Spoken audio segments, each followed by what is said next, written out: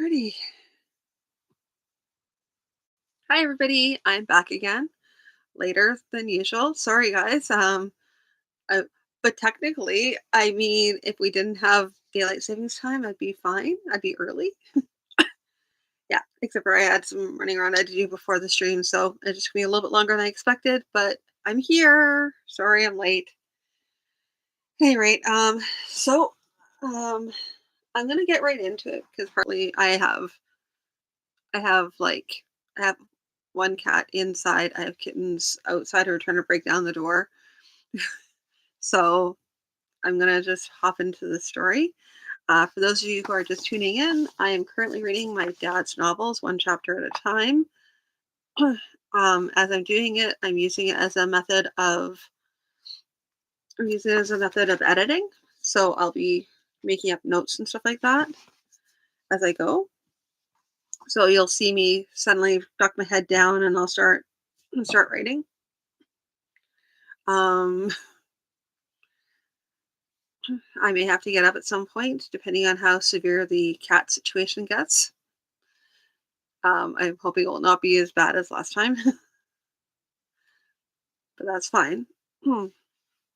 So, I'm currently on chapter 18. So, I highly recommend if you're just tuning in, it's your first time tuning in tonight, that you go back and listen to previous broadcasts just so you can get an idea of the story, because otherwise you really won't understand much of what's going on. I mean, you'll get general ideas, but really it's better to back up a bit. So let me take a quick peek here.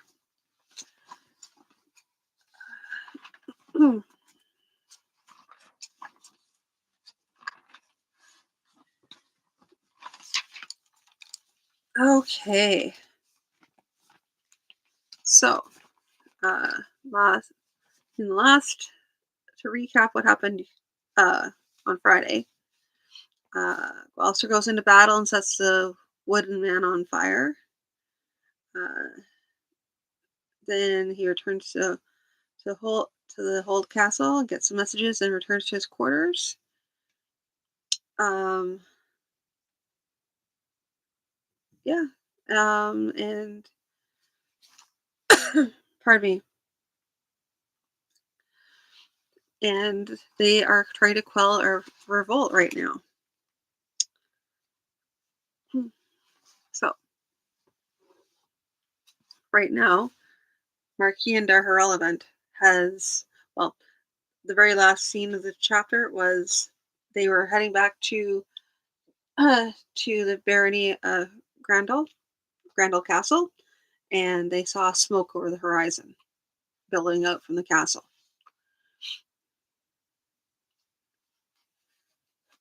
Hmm. All right. We'd best wait until that we have reinforcements, suggested Forraith. I think not, declared Gwalsor. There's already fire, so we may be late as it is. Best if we try to take the castle from them while they're reorganizing. Brennan was in his mind, but he pushed that thought back. She was probably safe. Marquian would want her alive to give his rule some sort of legitimacy. Still and all, when a castle fell, there was too many possibilities for death to happen, whatever orders Marquian might give. He pulled himself back to the present. Fires most like from the town outside, Forsyth was saying. That be meaning someone's been careless. Anything burned be making the castle less useful for a supply base. We wait a bit. We can be more sure of having force to take on whoever's over that hill. The trouble with that is that we've sent messages with only vague knowledge of who might be loyal and who might not. We have some hopes of, that's it. How long will they need to gather their forces and march? If we go in now, take them by surprise, we might put paid to the rising. Forey took a deep breath. We just gallop in like this, my lord baron? No. For one thing, Dar Haralevant almost certainly has people watching for us, and a force waiting for us across the road somewhere. As I recall it, though, there are several lesser tracks that can bring us down to the castle as well. Find me some people among the archers to slip forward and do away with the watchers, and to find us and to find for us Dar Harlevan's people are waiting. Where sorry, to find for us where Dar Harlevan's people are waiting. Then we'll slip down one of the other tracks and charge in. They did a little more talking after that, since everyone could tell that the Baron had made up his mind. They waited then, while Foray sent word as to what sort of people he wanted, with baronial promises as at Gwillow's Hole, that some of them would be sought out later to answer charges for poaching, or sorry, that none of them would be sought out later to answer charges of poaching.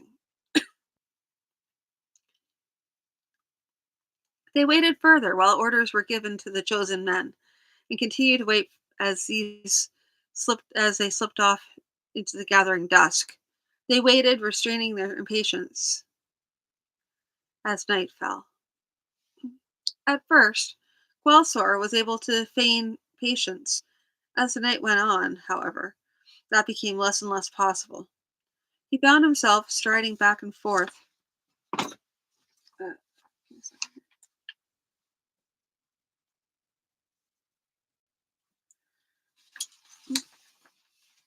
he found himself striding back and forth in front of the soldiers, who were sitting quiet and waiting, as soldiers will, sleeping or gambling or telling stories.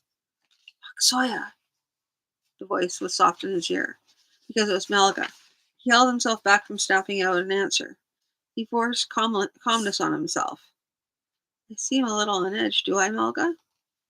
Oh, yes. Just like there seem bits of antler on Farthup's head. Of course. The soldiers all know the circumstances, understand impatience. He whipped his head around. Know the circumstances? Does everyone know everything then? Melga shrugged. You raised in castle, lord. You know how they are. Everyone know who in which bed? All trained at Grandel Castle? No, and most likely all who join us since hear about it. And like I say, they very understanding. Older ones have mercy. That means you'll have two tasks coming in the coming fight. One is to make me go in the right direction when the crossbow quarrels begin to fly, and the other is to keep my mind on the battle until it's truly won, and I can afford to go off looking for who's still alive in the keep.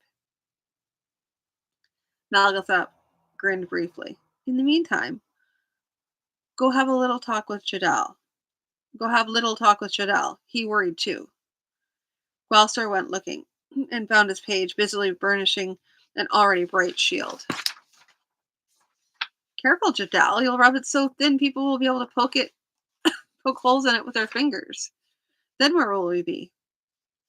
The boy's head jerked up, a guilty expression suddenly clearing as words came through and he realized that the Baron was making fun of him. Do you need me, my Lord Baron? Not exactly, but you look worried. Oh, not for myself. Your mother? Yes, and I wish we could just rush in quick like at Gwillow's Hole. Ah, but at Gwillow's Hole, they didn't know our main force was coming up behind them. Dar Haralvant knows we're coming up behind them, and he'll have a force waiting for us. I'm hoping we'll be able to get around him and into the castle without too much loss. But won't that be dangerous? It took Welsor a moment to realize that the boy was referring to the danger for his mother, but knew that saying so would seem careless of the lives being risked in battle. Oh, there's danger for certain. Sorry. Your mother will be safe, though. Dar Haralvant will want her alive to marry her and give him some legitimacy after I am dead. But things happen in battle, no matter who gives orders against them. Salder's tears, the boy is using all my arguments against me, he thought to himself. Aloud he said only, yes, that's true. But if we let ourselves be paralyzed by what might happen, we'll end up doing nothing all our days. Don't you worry about my mother? It was almost an accusation. I do. And believe me, I thought long and hard about what I'm doing. But you know the situation as well as most. We can't wait for hoping for reinforcements because we don't know what reinforcements we can expect. I hope a quick strike can take them by surprise and end it. And the only way to make things perfectly safe or almost perfectly safe would be to do nothing. And I think even you would not have me do that. I suppose not. But the boy did not look happy. For a brief moment, Gwalstor considered saying that as Jadal grew older, he would know that that hard choices had to be made. But even as that thought came to him, he knew just how much that would help Jadal. He nodded and walked away.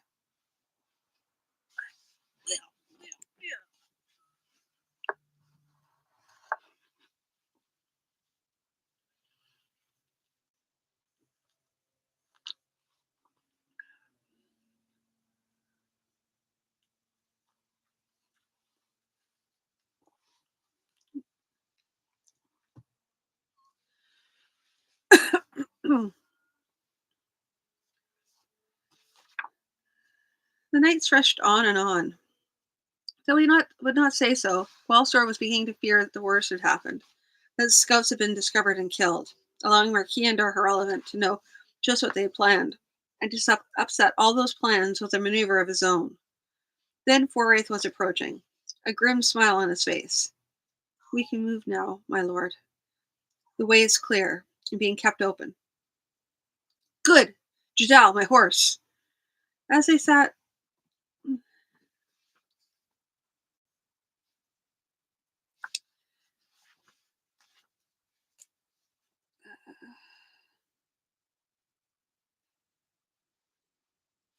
as they mounted their horses, waiting for the rest of the force to ready itself, Gwalsor asked, have they been able to see aught of Dar Haralevant's dispositions? Very little, my lord. There are campfires in several places, but to try to determine how many people are at any place would take too long. We'll most likely be responding to what we find on the other side of the hill then? Boreas' mouth set in a grim line. I like it no more than you, my lord. Perhaps we should wait until at least morning. Wellstar shook his head. Too much time for Dar Irrelevant to send scouts of his own over the hill and find us. As it is, we'll be arriving on the field a little before sunrise, and we should be able to see through then to make a decent choice regarding the tactics. Or we may run into an ambush in the dark. Wellstar wondered for a moment how much his concern for Brennan was affecting his decisions. No, if I was certain of being able to count on any of my night holders, waiting till dawn, even waiting for reinforcements, if I was certain of being able to count on any of my night holders, waiting till dawn, even waiting for reinforcements, would be a possibility. As it is, our best likelihood is a quick attack, catch them by surprise, and use that to our advantage. The moon was low in the sky, silvering all the armor and arms that showed in the force. The archer was leading them, followed by a small party of 10 armored horsemen as an advance party. The baron, the marshal, and the rest followed after. They took the main road for a time, which allowed them to ride two abreast. Shortly, they turned off onto a lesser road, nothing more than a wide track through the woods and brush. Here, mounted men could go only single file, and in some places where the oak forest was denser with overhanging branches, they could only walk, leading their horses. There was a little speech, only occasional wuffling snort from a horse, along with the other hooves of the jingling harnesses and accoutrements, both of men and animals. The silver leaves on the silver trees whispered as men brushed against them.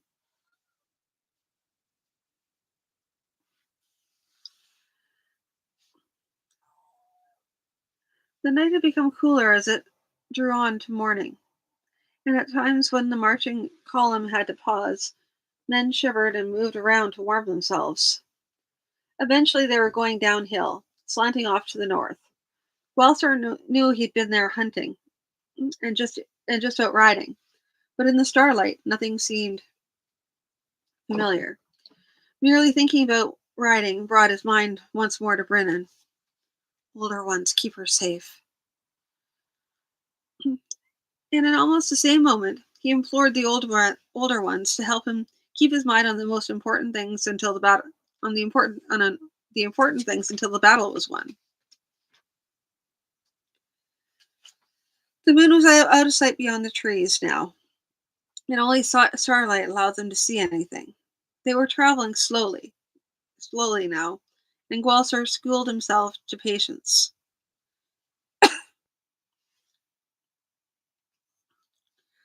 Riding madly ahead without being able to see the trail or trees would be foolhardy and dangerous. The trees thinned. Did he recognize this place? Or was his mind eluded by the fervent desire to have this power with? Sorry, have this over with.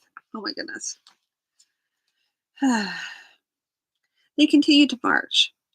The advance party paused, and he reined in his own horse. The archer came flitting back on silent feet. Lord, we be coming out of the trees now. Thank you. The men who are to scout out our relevant positions, are they here? Not as yet, my lord. It be early, though. Send them directly to myself or the marshal the moment they arrive. Yes, my lord. Belsar half turned, gestured for Foraith to come up beside him.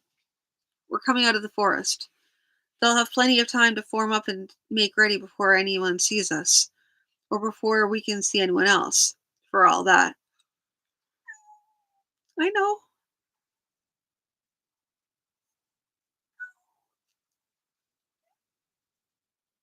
Yes, guys.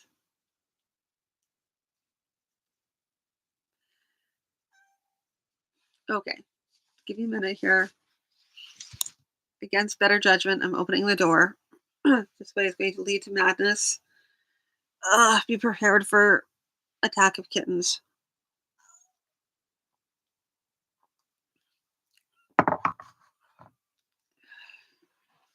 I have one cat who doesn't like to be around me when I'm streaming, and then I have kittens who want to be inside.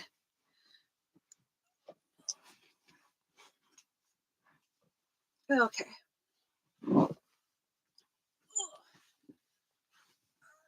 Yes, I hear you.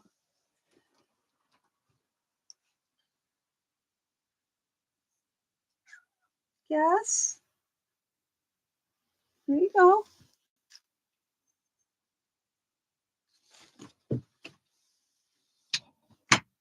Okay. She just wanted out, so that's fine. Ugh.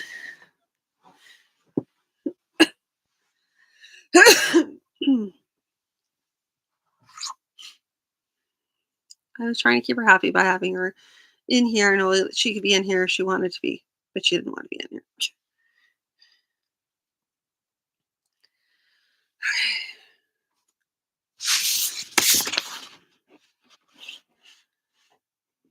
Excuse me.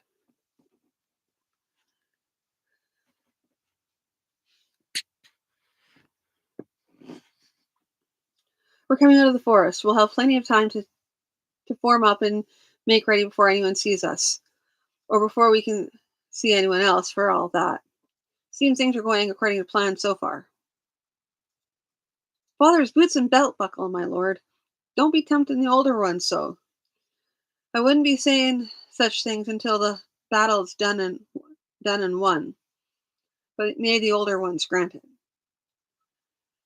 Gwalsar smiled briefly, then recalled his own father expressing similar sentiments in similar situations. The captains passed the order down the line. and the army began to move out of the trees. Dawn was lighting the sky. Two archers approached. They were both slightly built men, coming out of the shadows. In the dim light, there was little to distinguish them until they came closer, and it could be seen that one of them had a rounded face, and the other had hands and feet which seemed a little too large for the size of his body. The one with big hands served as a spokesman. "My Lord Baron, they be inside the castle already." Galser's heart sank. The man continued, "We be thinking, though, that the inner keep be not yet in their hands. There be a banner above her, and we got close enough to see that she ain't be Sir Markian's, and we think it fairly sure she be the Sword and the Rose." "What are Dar Haralevant's troops' dispositions between here and the castle?" The man drew a dagger and began to draw on the dust a trail. "My Lord Baron, this road she go around so, and we join in with Tonnesk Road here, leading up to the castle here. There be camps here, here, and here. This last one, you'll be going right through. So you'll be going right through her if you be riding direct to the castle." "Are the castle gates open?" "Yes, my Lord Baron." Guelzer turned to Foraith. "What do you think? They want to defeat us in the field, get the thing over with quick?" Foraith nodded. "I'd say so. Why would they want to do elsewise? Castle's more for firm base or final retreat. If they have the forces, they'll wait to beat us out in the open battle. Since they gathered their forces long before we gathered ours, they could they would likely feel more confident about outnumbering. They'd be more likely. Oh my goodness! Try again. They would likely feel more confident about outnumbering us." He took a deep breath. "All that being so, my lord Baron, I be agreeing with your notion of getting into the castle quick, though. I don't be sure just how possible it might be. They expect us to come, but they don't expect us to come this way. If they did, there'd be forces up across our route. Now, what we'll want to do is to get inside and then close the gates behind us. The trail we're on comes out between the forces that Markian has across the roads, so we can bypass all but one camp. Markian knows his business, but he doesn't have unlimited resources. I suspect he's expecting us to have a try at one of the outer defenses from which we'll be driven off, to retire to gather our loyal forces before trying again." Welsor knew the battle to get inside would cut his own fighting force, but it had to be done. He looked over at the archer. "Aught else we should know of?" "Naught else, my Lord Baron." "Thank you. Marshal, have the orders passed. We'll get to the castle as quick as we can, then close the gates behind us. Pick a good mixed force to keep the gate closed. Most of the archers should go up the walls to deal with people inside. We'll ride up at a trot, as though we were another party moving in to help Dar Haralevant. When we come to that camp astride the road, at the first challenge, we unfurl the banner and attack. If we have to fight there, I want 10 horsemen deployed to keep the way open for the infantry." "Yes, my Lord Baron." There was a wait then, while the orders were passed. Guelser swung up on his horse. Malgathup came up beside him. "Be serious good if Dar Haralevant die in fighting, not taken and hanged. Maybe make others more resentful. More resentful." Pardon me. "And this is the same Malgathup who, on our first day here, advised me to hang a few practically out of hand." Malgathup grinned. "Maybe I grow a little bit soft-hearted in old age." "Old age? Ha! I'll wager you'll still be around to train my sons to the sword and set them on their first horses." Philippetta's eyes widened a bit. "Sons? Something you maybe not tell us all?" Glasser felt a moment's annoyance, then grinned. "No, only to have plans to survive this fight and have sons." Horace came up. "All ready, my lord. Forward, then." Off they went. Dawn was whitening the eastern sky as they wound up the road to the castle. Gloucester wondered whether or not they would be lucky to get past that camp on the road without an alarm being raised. No, best count on having the alarm raised. Then any surprise would be a pleasant one. Surely Dar Irrelevant would be expecting him to have called loyal knights to his standard. And that being so, one of the purposes of the camp athwart on the road would be to see just who was coming in. Perhaps, though, the people in the camp, in that camp, would be a little shoddy in their duties, seeing that Grandal Castle was as good as taken. He looked up to the castle, and in the light he could see that the Sword in the Rose was indeed flying over the keep. Someone had done his duty well. Whoever it was had made sure of holding the keep. That man would have to be rewarded. As it grew more light, he realized that there was another thing he had not considered. His colors would not be recognizable in the daylight. No subterfuge could get around that. Sorry, his colors would be recognizable in the daylight. Still, and all, there was only one camp uh, athwart the road, and if they dealt with that, the older ones were smiling. Ahead, he saw a man standing, leaning on a spear, apparently at least half asleep. The fellow had been on sentry duty, obviously, but sure in the knowledge that the nearest enemy were mewed up in the keep of the castle, had taken his orders a little lightly. Ghalsar grinned. If Marquian found the sentry in this condition, he'd have the hide off the sentry's back. The sentry's head came up suddenly. "Who goes?" "Reinforcements," said Ghalsar. "It's even true. The real question is, reinforcements for who?" That gained them a few more paces, as another figure stood up from the side of the road. No, Marquian had not been fool enough to set up a single sentry. He just not been able to impress the need for alertness, particularly in the small hours of the morning, on all levels of command between himself and the under-captain who actually picked the sentries. Then the sentry apparently recognized the colors. He was opening his mouth to shout when something whipped past Ghalsar's head and a dagger sank in the sentry's throat. Okay, give me that here.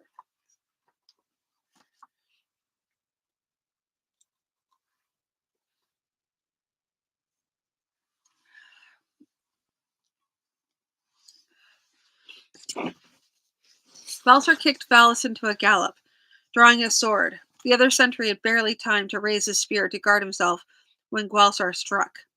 The man went down with that seemed like a dread clatter. No one seemed to take any notice yet, though that would not last very long. Someone would hear the noise and investigate. He felt an urge to kick his mount into a gallop, but his force was small enough, and he needed to keep them together, foot and horse. They continued on through the camp, as if calmly riding on parade. Then a trumpet sounded back in the camp they'd gone through, sounding the alarm for all and each of the rebels. Glasser turned his head to look at the banner bearer. "Banner," he said. Then, looking back up the road toward the castle gate, he shouted, "The Sword in the Rose!" He now spurred his horse into a gallop, and his mind And in his mind, he knew that somewhere up there was a man winding his crossbow, ready to take a shot at that fool leading the charge. But Brennan was a prisoner somewhere up there. He gritted his teeth and he kept himself ready. Dar Elephant must have been confident of his own abilities. The main gate was open. It made sense in a way. It would be easier to bring troops and supplies up into the castle to either reduce the keep or to maintain the strong siege against it.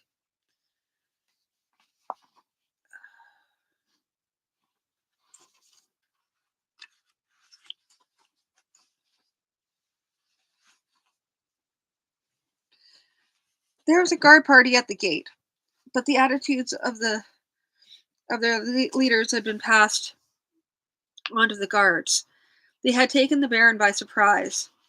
They had his castle, all but a few who held out in the keep, and the Baron, though he was still abroad, but a handful of men with him.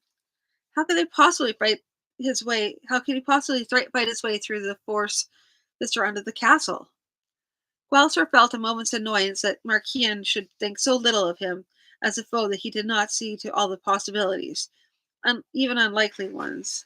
Then grinned as he realized his thoughts were where his thoughts were taking him. Well, Marquian would not underestimate him after this morning. So, for a time, there was confusion. Then the officers began to shout orders. Only then did men run to close the gates. Wellsor tried to urge his horse to more speed. All too slowly. They were approaching, and all too swiftly the gates were being closed around them.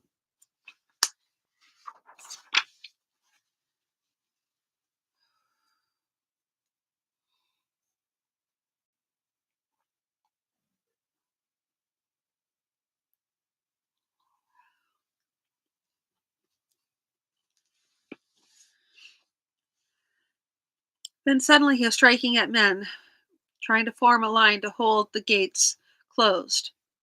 Slash, slash again. Then he was between the gates, attacking the men who were closing the large right hand valve. Melga was beside him and Forith barely behind. Then more of the horsemen. They cut their way through and entered the castle itself, which was now being alerted. The murder holes in the archway of the gate had not been manned. Overconfidence indeed. Now there was a melee in the courtyard. Though few of the rebels were armored, everyone would have put off their armor for the night. Pardon me, save for those who were on guard.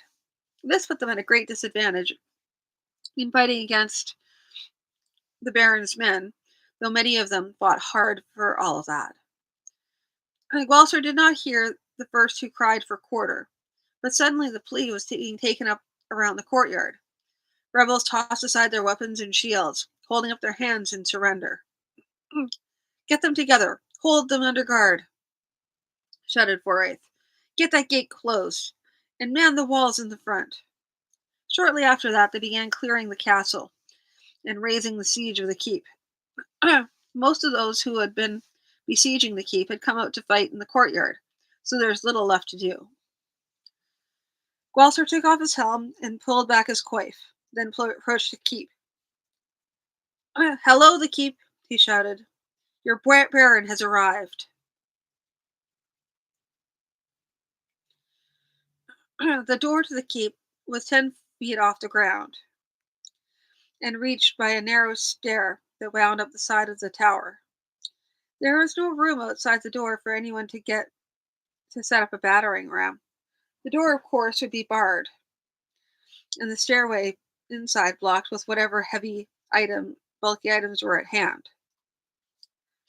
There were sounds inside, and faces looked down from the top of the tower and from the arrow slits as well. There was a buzz of voices, and some trick of sound brought a few words to his ears. Him! It's old Hook Hand! Him! He smiled a little. wondering if he should have waved his hand to demonstrate that it really indeed was him. Someone called down from the tower, "My Lord Baron, they'll be clear in the way. They'll be just a bit clear in the way." Wellstar nodded. "You've all done well there, and I'll not forget it." He urgently wanted to go look for Brennan, but knew that this was more important, and someone would come and tell him that Brennan was found when Brennan was found. Still, it was difficult to just sit there, waiting. Almost as difficult in its own way as waiting, watching an enemy crossbow cock his weapon. Then the door grated open, and a man stepped out. He was of medium height, armored only in a brigandine and little helm, with a sword belted at his side. There was a bandage on his left cheek. His face was familiar, but Gwalsar couldn't remember which of his men it was. The man reached the bottom of the stair and spoke. "You are very welcome indeed, my Lord Baron."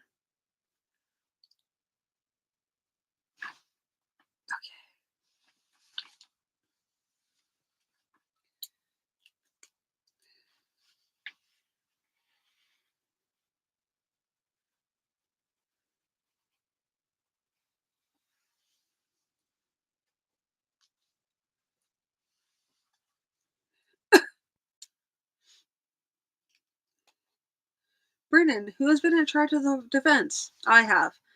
There were few other choices. He was down off his horse, walking forward. It took all self control not to take her.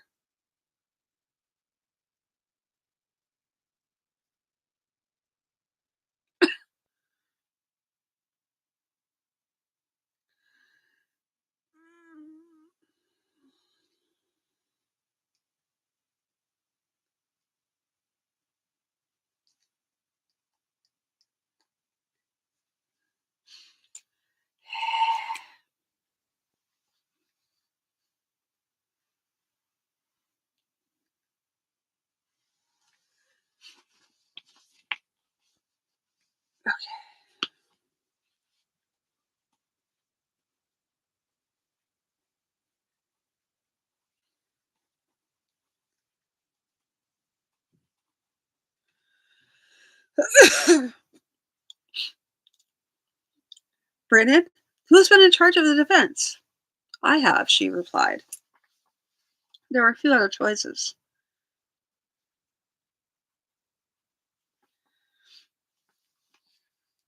It took all his self. He was down off his horse, walking forward. It took all his self control not to take her in his arms. How did this come about then? As I understand it, the first group came in, claiming to have orders to rally here for a campaign. They were required to camp outside, which they did. They sent a small party in to collect rations. They brought armed men in, hidden in the bottom of the carts, who leapt out as they passed the gates, attacked the gate guards, and managed to hold the gates open while a larger force came in. Ralmo and a few others got me from my quarters and to the keep. Ralno was killed in the rear guard while the rest of us got inside.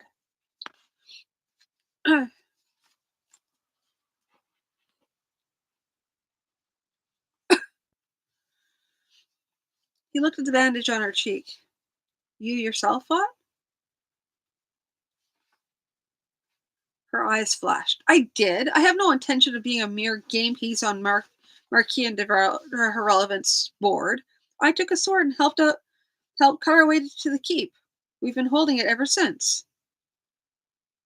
No, he thought. Marquis will not escape this time, though not Wardick and all his men descend on us at once. Aloud, he said, "Write me a list of the men who held the keep with you. I told them they would not be forgotten. In my father's boots they will not." He spoke more quietly, so that only she could hear. "You will not be forgotten either. But there are several thousand other things I must do to secure the castle." She smiled. "If you forgot, I would remind you. Never fear. Go on to see to it that we are safe." So this is where.